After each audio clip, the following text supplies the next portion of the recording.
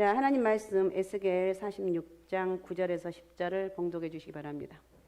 그러나 모든 정한 절기에 이 땅 백성이 나 여호와 앞에 나아올 때에는 북문으로 들어와서 경배하는 자는 남문으로 나가고 남문으로 들어오는 자는 북문으로 나갈지라. 들어온 문으로 도로 나가지 말고 그 몸이 앞으로 향한 대로 나갈지며 군주가 무리 가운데 있어서 그들이 들어올 때에 들어오고 그들이 나갈 때에 나갈지니라. 아멘.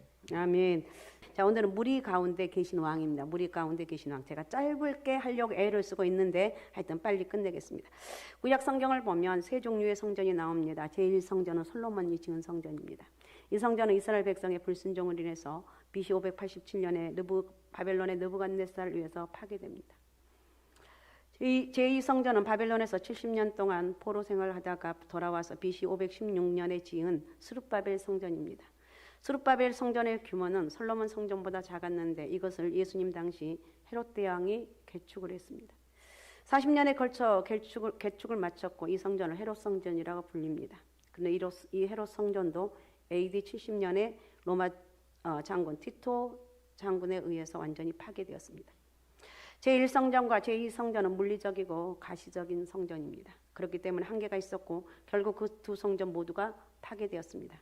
자, 제3성전은 뭐냐? 에스겔 선지자가 환상 가운데 본 성전이고 에스겔 40장부터 47장까지 기록되어 있습니다. 그런데 에스겔의 성전은 한 번도 지어본 적이 없는 환상 속의 성전입니다. 솔로몬 성전과 스룹바벨 성전의 모든 시간과 제도는 바로 예수 그리스도를 예표하고 있습니다. 하지만 에스겔 성전은 더 나아가서 신약시대의 교회를 상징하여 보여주고 있다는 것입니다. 에스겔서가 어려운 이유는 구약시대에 살았던 에스겔이 제사장의 언어를 가지고 신약시대의 교회와 예배를 설명하고 있기 때문에 어렵습니다. 구약의 영어로 신약을 설명하다 보니 어려운 것입니다. 하지만 우리가 에스겔 선지자 눈높이를 맞춰 제사장의 언어로 보게 되면 신약시대의 교회를 이해하는 데 큰 도움이 된다는 것입니다. 어떻든 들으시기 바랍니다. 에스겔 40장부터 42장까지 새 성전의 비전을 말하고 있고 43장부터 44장까지는 새로운 성전을 지배할 법, 즉 거룩에 관해서 그러니까 새로운 성전을 지배할 법은 뭐냐? 거룩입니다. 여러분 하도 타락되어 있는데 우리는 거룩을 유지해야 되겠죠. 할렐루야. 거룩을 절대 잃어버리면 안 돼요. 에스겔 45장부터 46장까지는 바로 이 성전에서 이루어질 새로운 예배에 관해서 말하고 있습니다. 마지막으로 47장부터 48장까지는 새로운 땅의 분배에 대해서 말하고 있는데 45장과 46장의 내용을 간단히 요약해 보면 45장 1절부터 8절까지는 땅의 분배에 대해서 말하고 있습니다. 땅을 분배하되 그 중심에는 성전을 지을 땅을 꼭 마련해야 했습니다. 45장에 나온 말입니다. 그리고 그 옆에 제사장과 레위인들이 살도록 하고 그 왕 옆으로 왕의 땅을 주도록 했습니다. 왕은 중앙이 아니라 좌우에 있도록 한 것입니다. 왕이 성전을 보호하고 성전은 그 중앙에 있었습니다. 이것은 예배가 우리 성도의 삶 변두리에 있어서는 안 된다는 거예요. 반드시 우리 성도의 삶 가운데 있어야 된다는 것을 강조합니다. 여러분 절대로 예배를 놓치면 안 돼요. 시험 들면 뭘부터 놓쳐요? 예배 가기 싫어져요. 맨날 가는데 왜 나에게는 응답이 없어? 갑자기 혼자 시험 들고 난리를 하다가 나 오늘 예배 안 갈 거야. 꼭 시험이 들면 예배부터 포기합니다. 그건 마귀가 주는 거라는 거예요. 우리는 시험이 오든 환난이든 별의별 일이 있어도 예배 드리는데 목숨 걸고 나와야 돼. 이 말은 무슨 말이냐면 기분 좋을 때는 나와서 예배 드리는데 사실 나오기 싫을 때 억지로 콕 깨워서 나가는 것 같은 그런 마음으로 나와서 예배를 드리라는 거예요. 예배를 잃어버리면 우리는 모든 것을 다 잃어버려요. 45장 9절부터 17절은 예배를 위해서 정해진 예물을 반드시 드리라는 내용인데 하나님을 향한 예배를 할지라도 예물 없이 드리는 예배는 진정한 예배가 아니다. 이렇게 말하고 있습니다. 그래서 예배는 우리의 마음의 헌신 그리고 물질의 헌신도 해야 된다는 것을 보여주고 있고 그 다음에 45장 18절부터 25절은 에스겔 성전이 지켜야 할 절기에 대해서 말하고 있습니다.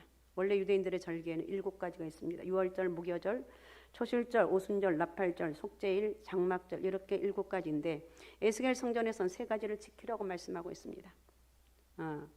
바로 유월절. 유월절은 이스라엘 백성이 애굽에서 바로 왕의 노예로 있을 때 모세가 풀어달라고 요구하자 거절합니다. 그러자 하나님께서 10가지 재앙을 내리셨고 마지막 재앙으로 천사들이 집집마다 돌아다니면서 장자를 다 죽였습니다. 어린 양을 잡아 피에 문설주를 바른 집은 넘어가서 이호를 합니다. 그래서 유월절이라고 부릅니다. 유월절은 바로 그것을 기념하여 지키는 절기입니다. 그러니까 유월절은 어린 양 대신 예수 그리스도의 피로 말미암아 우리가 마귀와 지옥의 권세에서 해방되었다는 것을 의미하는 것. 내가 예수 믿으면 죄와 저주에서 지옥의 권세에서 사단의 권세에서 해방되었다는 것. 그래서 예수 믿으면 예수 그리스도를 깊이 만나고 영적인 은혜를 받아야 돼. 알았습니까? 예배를 여러분 드리면 하나님 말씀이 깨달아져야 되고 들려져야 되고 그렇구나. 난 하나님 은혜가 없으면 안 되는구나. 이런 고백을 해야 되는 거예요. 그 다음에 장막절은 이스라엘 백성이 광야 40년을 방황하면서 하나님께서 하늘에서 만나와 메추라기를 내려주시고 반석을 쪄서 생수를 주심으로 자기들이 무사히 가나안 땅에 도착할 수 있었음을 기억하며 기념하는 절기죠. 그래서 이스라엘 백성은 가나안 땅에 정착하고도 장막절이 되면 자신들이 40년 동안 광야에서 방황했던 백성이라는 것을 잊지 않으려고 집 옆에 초막을 짓습니다.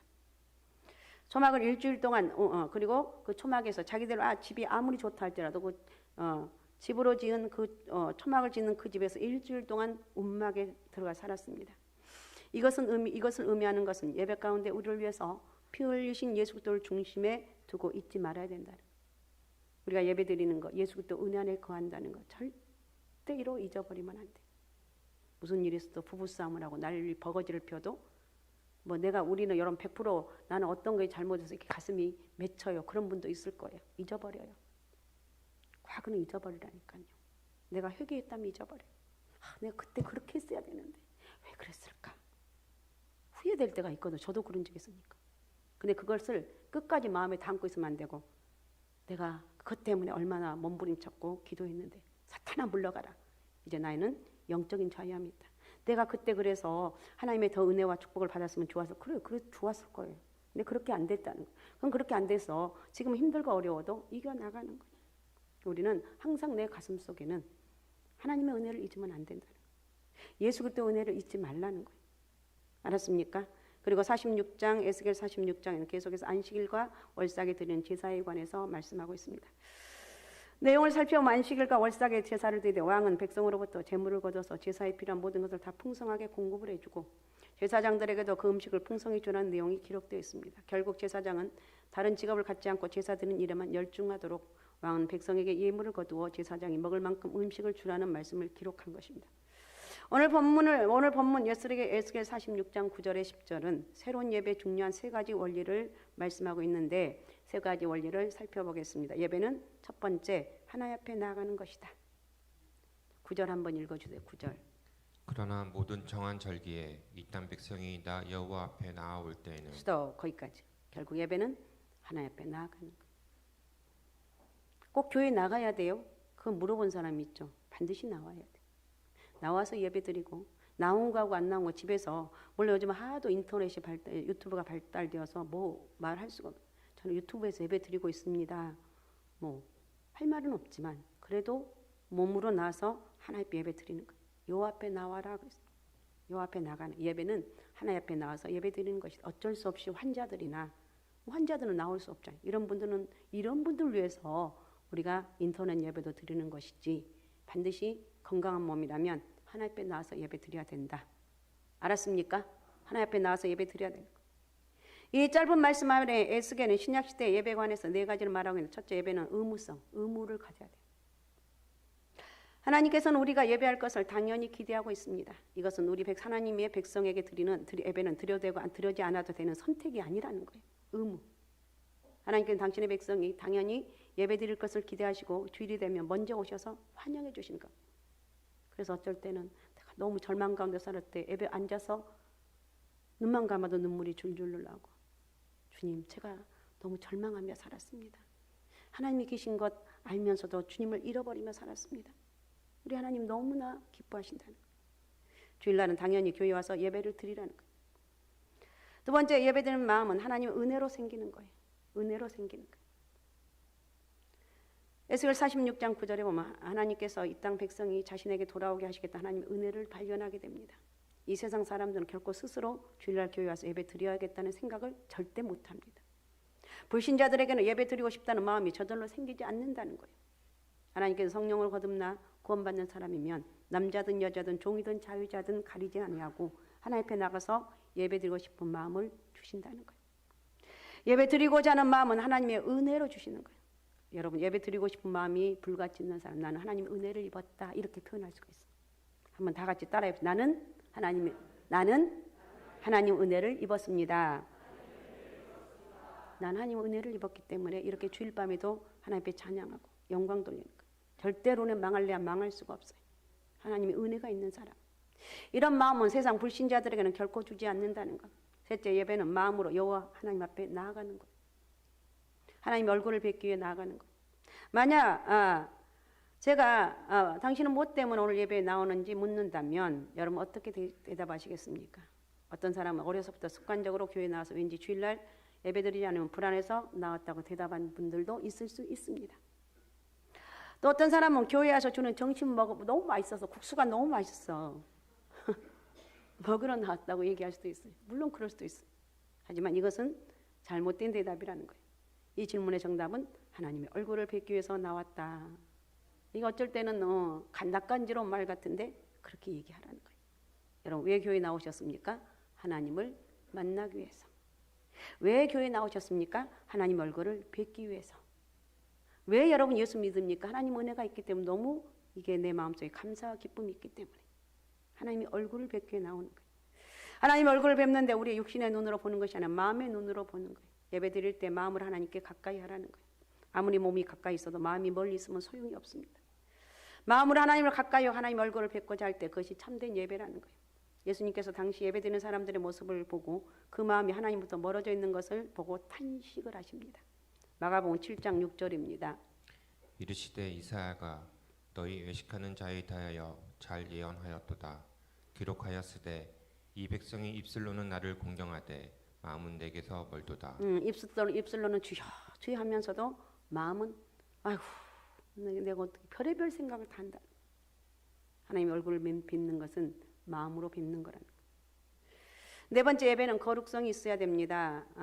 개역 성경, 개역 한글 성경에는 에스겔 46장 9절에 정한 절기라고 개역 성경에 말하고 있지만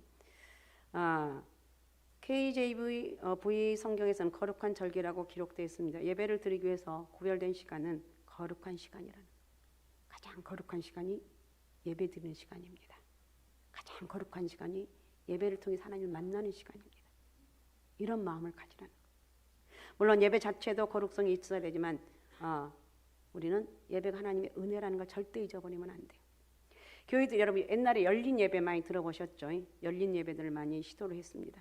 열린 예배라고 하는 것을 자세히 살펴보면 결국 사람들이 즐기는 예배입니다. 그래서 악기도 최신 악기를 구매하고 노래도 요즘 젊은이들이 좋아하는 노래를 가지고 예배를 드립니다. 찬양을 부르는 사람들은 유명한 가수를 했던 사람들로 뽑아서 찬양도 마치 가요처럼 부르면서 사람들이 흥을 돋우는 것입니다. 그런 예배에 참석하면 처음에는 신바람이 납니다. 사람들의 복장도 현란해서 구경거리도 많고 기분도 좋습니다. 하지만 예배를 마치고 돌아오는 길은 왠지 쓸쓸해요. 영혼이 세워지지 않았기 때문에. 오늘날 열린 예배를 시도했던 많은 교회들이 다 문을 닫았습니다. 그 이유는 사람들이 예배를 즐거워하도록 만들었기 때문에, 예배를 사람들이 즐거워하도록 만들었기 때문에. 예배는 사람이 즐겨 끝내는 것이 아니라 예배는 하나님께 드리는 것이다. 알았습니까? 예배는 하나님께 드리는 것입니다. 하나님께 드리는 것. 이처럼 살아계신 하나님께 드리는 것이 예배이기 때문에 거룩성이 있어야 돼요. 그래서 에스겔 46장 9절에 이 간단한 말씀에도 예배의 의무성, 은혜성 그리고 거룩성이 있어야 된다는 것을 중요한 이게 원리가 들어요. 의무와 의무적으로. 그 다음에 은혜가 있어야 되고 거룩성. 은혜가 안 돼. 목사님 설교 은혜가 된다면 하나님 오늘 은혜가 안 돼요. 내가 문제인가요? 목사님 문제인가요? 기도하라는 거예요. 목사님 은혜를 주세요. 또 나를 은혜를 주세요. 이렇게 내가 좀 적극적인 자세로 나가야 돼. 오늘 은혜가 안 돼. 여기서 끝나면 안 되는 거예요. 어떤 상황 가운데 하나님 앞에 올라오는 걸 방해하는 것, 은혜 받게 방해하는 것들 이걸 이기는 거예요. 그리고 예배는 예수님의 동행하고 있다는 거 잊으면 안 돼요. 자, 10절 한번 읽어주시기 바랍니다. 군주가 무리 가운데 있어서 그들이 들어올 때에 들어오고 그들이 나갈 때에 나갈지니라. 군주는 메시아를 예표하고 있습니다. 예수님 당시에 있었던 헤롯 왕과도 로마와 결탁해서 뇌물을 두고 왕이 된 것이지 정상적인 왕이 아닙니다. 그러므로 이 군주를 대부분 학자들은 예수 그리스도를 예표한다고 말하고 있습니다. 자, 예수님을 이사야 9장 6절 우리 너무 잘 아는 말씀 한번 읽어주시기 바랍니다. 이는 한 아기가 우리에게 닿고 한 아들을 우리에게 주신 바 되었는데 그의 어깨는 정사를 메었고 그의 이름은 기묘자라 보사라 전능하신 하나님이라 영존하시는 아버지라 평강의 왕이라 할 것임이라. 예, 예수 그리스도에 대해서 쭉 많은 말을 하고 있는데 그 가운데 마지막 평강의 왕이라 그랬어요. 예수님은 누구냐? 예수 그리스도를 믿게 되면 평강의 왕으로 내 가운데 임하기 때문에 내가 평안하게 임하게 되는 거예요. 여러분 예수 그리스도의 엄청난 능력들, 예수 그리스도를 믿으면서 이 엄청난 그 능력들이 말씀에 나와 있는데 외적인 것 그거에 하나에 절망하지 말고 깊은 영적인 은혜를 깨닫고 이 믿음 안에 가는 거 얼마나 축복이라는 것을 깨닫는 역사가 있으시기 바랍니다. 자, 사도행전 3장 15절도 읽어주시기 바랍니다. 생명의 주를 죽였도다. 그러나 하나님이 죽은 자 가운데서 그를 살리셨으니 우리가 이 일의 증인이라. 예, 이사야 9장 6장에는 평강의 왕이라고 그랬고 사도행전 3장 15절은 생명의 주라고 얘기하고 있어요. 생명의 주다. 예수님은 누구냐? 평강의 왕이고 생명의 주다. 사도행전 5장 31절입니다. 이스라엘에게 회개함과 제사함을 주시려고 그를 오른손으로 높이사 임금과 구주로 삼으셨느니라. 아멘. 그러니까 평강의 왕, 생명의 주, 임금과 구주. 예수 그리스도에 대한 표현입니다. 여기서 백성과 함께 출입하는 왕은 바로 예수 그리스도라는 거. 왕이신 예수님을 예배드리는 모든 백성과 함께 출입하신다는 거. 일반적으로 왕들은 백성 사이에 거하지 않습니다. 윤석열 대통령도 이제 청와대가 아니고 있는 곳이 어디죠? 용산 대통령실 있죠. 용산이 맞나요? 아닌가요? 맞아요. 대답을 좀 시원하게 해봐요. 용산으로 옮겨도 말들이 많은데 어쨌든 거기에서 있어요. 경호를 받으며 지냅니다. 시민들과 함께하지 않습니다. 하지만 에스겔 성전에 나타나는 왕은 백성 가운데 거하시고 백성과 함께 출입한다는 거예요. 그러므로 이 왕은 정치적인 통치자가 아니라 대제사장도 아니고 백성 가운데 거하시는 예수 그리스도를 예표하신 것이다. 늘 나는 주님과 동행하는 사람이다. 아셨습니까? 늘 나는 주님과 동행한다는 것. 자, 마태복음 18장 20절을 읽어주시기 바랍니다. 두세 사람이 내 이름으로 모인 곳에는 나도 그들 중에 있느니라. 예, 두세 사람만 모여도 그 무리 가운데 함께 계신가. 그러니까 우리와 동행하고 계신다. 우리 가정에 동행하신 하나님. 그래서 예수님께서 동행하고 있다는 사실을 알고 함께 걸어가는 사람이 행복한 사람이고 고로 우리는 모두 다 행복한 사람입니다. 할렐루야. 잊어버리면 안 돼. 나는 행복한 사람이야. 예수님과 동행하는 인생이 가장 복되고 바르게 사는 삶. 그 다음에 예배드리는 사람에게는 변화가 일어나야 되는데 9절 다시 한번 읽어주시기 바랍니다. 9절. 그러나 모든 정한 절기에 이딴 백성이 나 여호와 앞에 나아올 때에는 북문으로 들어와서 경배하는 자는 남문으로 나가고 남문으로 들어오는 자는 북문으로 나갈지라. 들어온 문으로 도로 나가지 말고 그 몸이 앞으로 향한 대로 나갈지며. 예, 좀 어려운 말인데 성전에는 문이 3개가 있습니다. 서쪽은 성전이 자리 잡고 있기 때문에 문이 없고, 그래 동문, 북문, 남문이 있는데 에스겔 43장에 보면 하나님의 영광이 동문으로 들어오셨기 때문에 에스겔 44장 1절 2절에 보면 하나님 영광이 나가지 못하도록 동문을 닫아주었다 그랬어요. 결국 백성은 남문이나 북문으로만 출입하게 됩니다. 그런데 남문이나 북문으로 들어오되 들어온 문으로는 절대 나가지 말라고 말씀해. 이것은 3가지 의미가 있는데 첫 번째, 예배에는 질서가 있어야 돼요. 예배 참석할 때는 복장도 단정하게 입어야 되겠죠. 헌금위원 또 성가대들 다는 가운을 입죠. 규정에 맞는 복장을 착용하고 질서를 지켜서 산만하지 않도록 예배를 드립니다. 휴대전화도 전화기도 꺼두라는 거예요. 전화 울리면은 이제 가끔가다 이제 어르신들 하면 울리는데 또 젊은 사람들은 전화 울리면 신바람 나서 의기양양해서 나가서 받아요. 그 뭐가 그 의기양양할 일이에요. 창피한 줄 알아야 돼.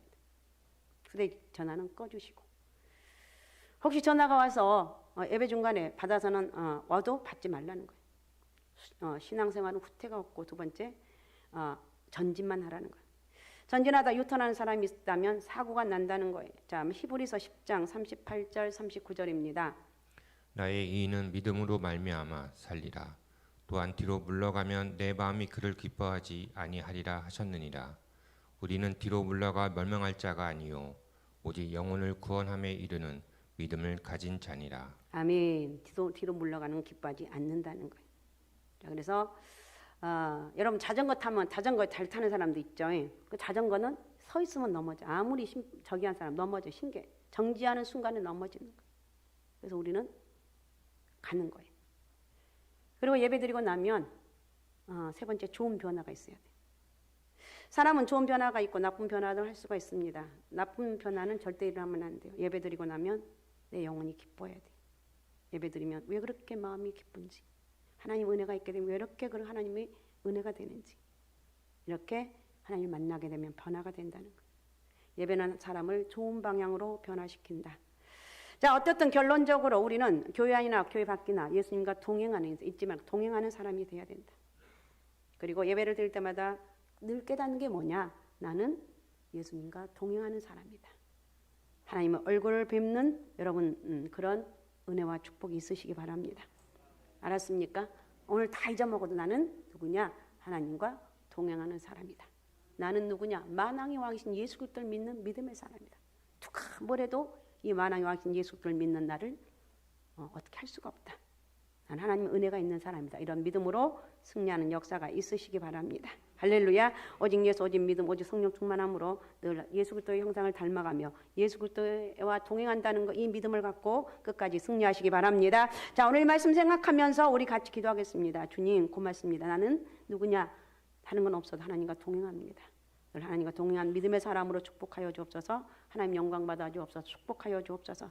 내 삶 가운데 간섭하여 주옵소서. 이제 내 속에 머리도 짓눌리고 있는 모든 어둠이 떠나게 하시고, 정말 여러분 걱정하지 말고 믿음으로 다 내려놓는 것. 오늘 여러분 가운데 모든 걸 다 떠나가고 하나님 은혜로만 채워지는 그런 역사가 있으시기 바랍니다. 자, 주여 세 번 부르고 우리 같이 통성으로 같이 기도하겠습니다. 주여, 주여, 주여.